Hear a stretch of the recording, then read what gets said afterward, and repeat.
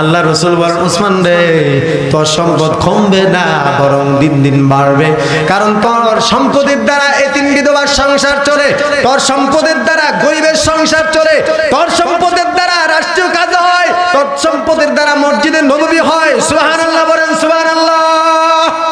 আর তাদের সম্পদের দ্বারা ওই গানের মঞ্চ উদ্বোধন হয়। কথা কন না কেমন হইছে না?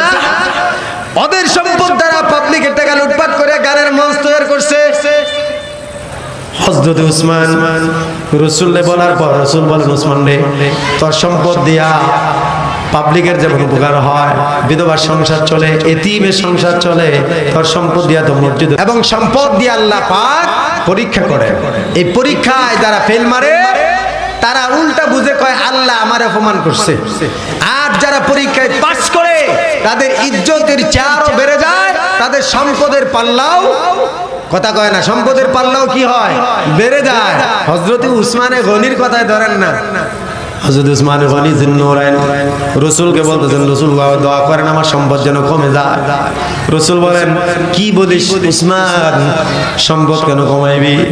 কয় সম্পদ বড় ঝামেলা, এটা হিসাব রাখা বড় কঠিন। ও রাসূল সম্পদে আমারে যেন কত পরীক্ষার মধ্যে ফেলা দেয়।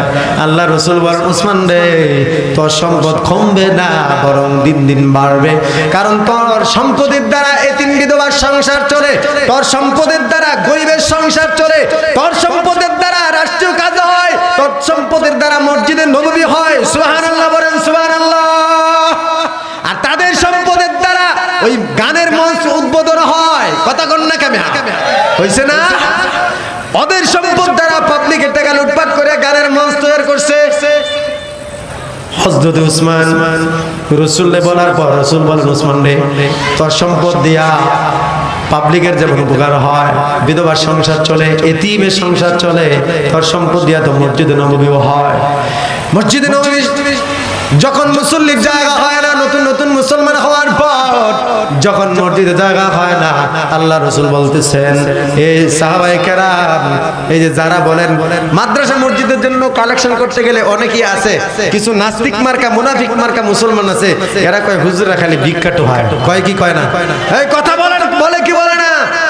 এই তোর ঈমান ঠিক কর রে, কালেমা পড়া। এই দেখ রাসূল কি বলে। জুমার নামাজের সময় রাসূল ডাক দিয়ে বলে সাহাবায়ে কেরাম নতুন নতুন মুসলমানের সংখ্যা দিন দিন বেড়েই চলছে, মসজিদে নববীতে জায়গা হয় না, মসজিদে নববীর একটু বড় দরকার, কিছু জমি দরকার, তোমরা যদি সবাই মিলে সহযোগিতা করো তাহলে